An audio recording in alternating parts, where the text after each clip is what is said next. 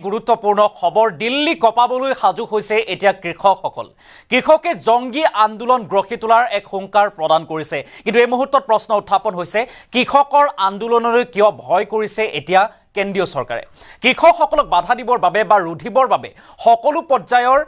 ব্যৱস্থা হাতত লৈছে এতিয়া চৰকাৰে বেৰিকেড স্থাপন কৰা হৈছে সমান্তৰালকৈ কন্দুৱা গেছ নিক্ষেপ কৰা হৈছে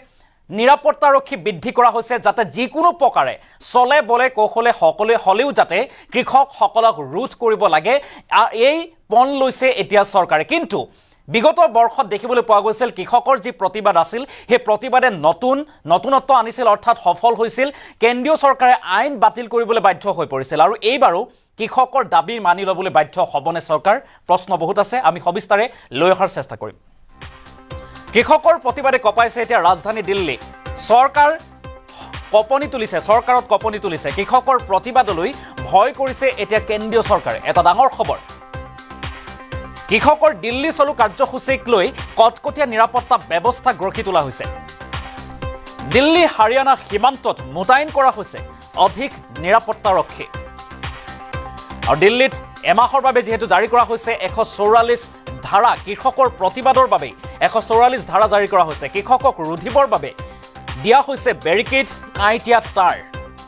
মঙলবাৰে কৃষকৰ ওপৰত কন্দুৱা গেছো নিক্ষেপ কৰা হৈছিল আৰক্ষীৰ তৰফৰ পৰা আৰু কেইবাটাও দাবীৰে যেহেতু প্ৰতিবাদ সাব্যস্ত কৰিছে কৃষকসকলে আৰু যেতিয়ালৈকে চৰকাৰে দাবী মানি নলয় তেতিয়ালৈকে প্ৰতিবাদী কাৰ্যসূচীৰ ৰূপায়ণ থাকিব বা অব্যাহত থাকিব এই দাবী বা হুংকাৰ প্ৰদান কৰিছে এতিয়া কৃষক সমাজে আৰু কৃষকৰ প্ৰতিবাদলৈ যেন ভয় কৰিছে এতিয়া কেন্দ্ৰীয় চৰকাৰে আৰু কৃষকক ৰুধিবৰ বাবে এতিয়া হাৰিয়ানা দিল্লী সীমান্তত মোতায়েন কৰা হৈছে অধিক নিৰাপত্তাৰক্ষী বেৰিকেড স্থাপন কৰা হৈছে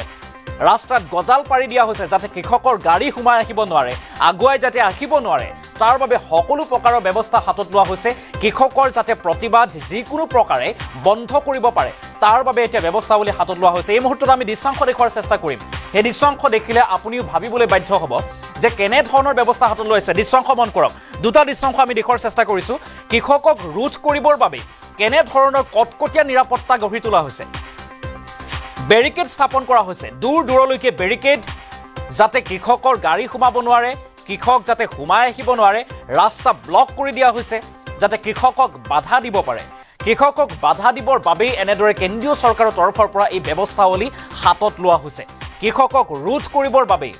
এনেদৰে এতিয়া বৃহৎ নিৰাপত্তাৰক্ষী মোতায়েন কৰা দেখিবলৈ পোৱা গৈছে সীমান্তত দিল্লীৰ সীমান্তত এনেদৰে এতিয়া সষ্টম হৈ আছে নিৰাপত্তাৰক্ষী দৃশ্যাংশ মন কৰক কৃষকক ৰোধ কৰিবৰ বাবে এই দৃশ্যাংশ বা এই ব্যৱস্থা চৰকাৰৰ তৰফৰ পৰা লোৱা হৈছে যেহেতু দেখিবলৈ পোৱা গৈছিল কৃষকে যি প্ৰতিবাদী কাৰ্যসূচী ৰূপায়ণ কৰিছিল পূৰ্বতে তিনিখনকৈ আইন আনিছিল কেন্দ্ৰীয় চৰকাৰে আৰু কৃষকৰ প্ৰতিবাদৰ বাবতি এক প্ৰকাৰে বাধ্য হৈ পৰিছিল মোদী চৰকাৰ যাতে কৃষকৰ প্ৰতিবাদৰ প্ৰতি সঁহাৰি জনায় কৃষকৰ প্ৰতিবাদত বাধ্য হৈ আইন বাতিল কৰিবলগীয়া পৰিৱেশৰ সৃষ্টি হৈছিল আৰু তাৰ পিছত পুনৰবাৰ কৃষকে আন এক হুংকাৰ প্ৰদান কৰিছে আন এক প্ৰতিবাদী জংগী আন্দোলন গঢ়ি তোলাৰ হুংকাৰ প্ৰদান কৰিলে আৰু তাৰ পিছতেই কৃষকৰ যি প্ৰতিবাদৰ প্ৰতি ভয় কৰি এতিয়া চৰকাৰে এনেদৰে বৃহৎ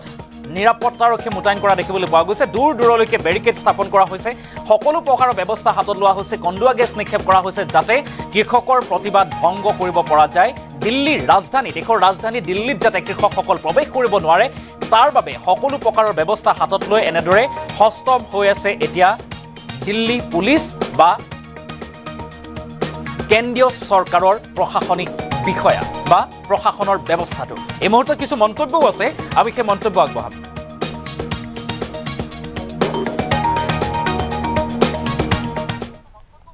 50% जो का फार्मूला लगाकर डॉक्टर स्वामीनाथन कमीशन की रिपोर्ट के अनुसार फसलों के दाम दीजिए किसान और खेत मजदूर का कर्ज खत्म कीजिए लखीमपुर खीरी देखिए अभी 1 महीना रह गया हमने बोला आप अगर देश के किसान का हृदय शांत करना चाहते तो उनसे इस्तीफा ले लीजिए, उनके लिए भी सरकार तैयार नहीं है। दूसरी सभी केस वापस लेने हैं, बिजली संशोधन बिल है और पोल्यूशन एक्ट से किसान को निकालना, फसली बीमा योजना है जिससे अपने दम पर सरकार करे, नरेगा है, मजदूर की 200 दिन 700 रुपये दिहाड़ी है, विश्व व्यापार संस्था से भारत बाहर है, 11 मेंबरी जो सूत्री ये मांग पत्र है। लेकिन मुझे लगता नहीं है अभी सरकार सिंसियर है। जो मीडिया में अभी बातें आ रही हैं कि सरकार बोल रही है कि ये जो एमएसपी खरीद की गारंटी का कानून है ये बन नहीं सकता इतनी जल्दी। मैं फिर आपके माध्यम से कहना चाहूँगा कि ये 23 फसलों के ऊपर एमएसपी अनाउंस करते हैं। सीएसीपी की रिपोर्ट के अनुसार सारी कैलकुलेशन होती है पूरे देश से। तो जिन फसलों के ऊपर आप एमएसपी दे रहे हैं पहले से अनाउंस करते हैं, कुछ की खरीद करते हैं, बाकियों की खरीद नहीं करते। हम तो इतना ही कह रहे हैं ना, उसके ऊपर लीगल गारंटी दे दीजिए भी उस एमएसपी से नीचे हमारी फसल ना बने। तो इसमें कमेटी का तो सवाल नहीं है। सीएसीपी की रिपोर्ट आपके पास है, आप पहले चीज अनाउंसमेंट कर रहे हैं। तो मुझे लगता है केंद्र सरकार के मंत्री महोदय मीडिया में तथ्यों को सही रूप में नहीं रख रहे हैं। हम चाहेंगे माननीय प्रधानमंत्री जी आगे आएं और किसानों से वार्ता करें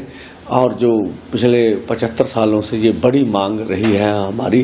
उनको मानना चाहिए। और हमने आज भी आपके माध्यम से रखते हैं कि 2012 में जब माननीय प्रधानमंत्री जी मुख्यमंत्री थे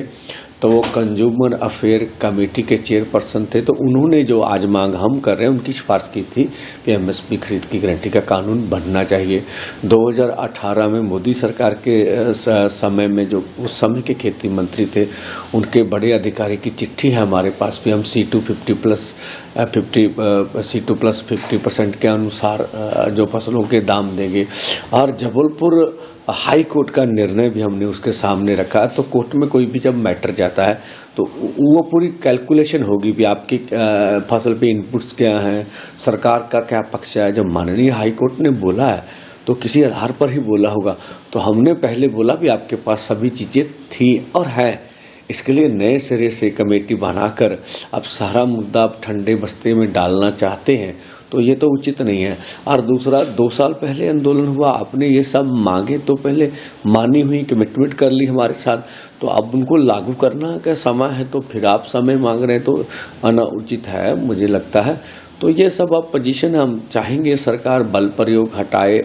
आम जैसे माहौल को पैदा करे। हरियाणा पूरी तरह 161 कंपनियां लगी हुई हैं पूरे हरियाणा में। जैसे अब हमने पढ़ा जो राजस्थान है उनके 3 जिलों में भी इंटरनेट को सेवाएं बंद कर दी गई। तो मुझे लगता है ऐसा नहीं होना चाहिए किसी भी जमहूरियत कंट्री में। हम इस देश के किसान मजदूर हैं, हमें अपनी बात रखने दीजिए। हम आगे आपने हमारी बात माननी ना माननी एक अलग बात है, हम तो चाहे हमारी बात माने, लेकिन हमें लोकतांत्रिक तरीके से अपना प्रदर्शन करना। আৰু এনেদৰে এতিয়া কৃষক নেতাই এই মন্তব্য প্ৰকাশ কৰা দেখিবলৈ পোৱা গৈছে। দেশৰ প্ৰধানমন্ত্ৰীগৰাকী আমাৰ সৈতে আহক, আমাৰ সৈতে বাৰ্তালাপ কৰক, অৰ্থাৎ আমাৰ যি সমস্যা আছে সেইসমূহ বুজক, এই আহ্বান জনোৱা দেখিবলৈ পোৱা গৈছে। এই মন্তব্য প্ৰকাশ কৰিছে কৃষক নেতাই। আৰু তেখেতে কৈছে যে আমি সাধাৰণ কৃষক, দেশৰ সাধাৰণ কৃষক, আমি খেতি কৰি জীৱন নিৰ্বাহ কৰি আছোঁ, গতিকে আমাৰ যিসমূহ দাবী আছে সেইসমূহ মানি লওক কেন্দ্ৰীয় চৰকাৰে। আৰু এনেদৰে এতিয়া প্ৰতিবাদী কাৰ্যসূচী, কেইবাটাও দাবীৰে প্ৰতিবাদী কাৰ্যসূচী ৰূপায়ণ কৰাৰ কথা। আৰু কৃষকসকলৰ এই কৃষকসকলৰ প্ৰতিবাদক বাধা দিবৰ বাবে এনেদৰে এতিয়া বৃহৎ আকাৰৰ দূৰ দিগন্ত পৰ্যন্ত এনেদৰে তেখেতসকলে বেৰিকেড স্থাপন কৰা দেখিবলৈ পোৱা গৈছে, যাতে কৃষকসকলে দিল্লীত সোমাব নোৱাৰে, ৰাজধানী কঁপাবলৈ ৰাখিব নোৱাৰে। তাৰ বাবে সকলো প্ৰকাৰৰ বাধা দিয়াৰ চেষ্টা অব্যাহত ৰাখিছে কেন্দ্ৰীয় চৰকাৰে।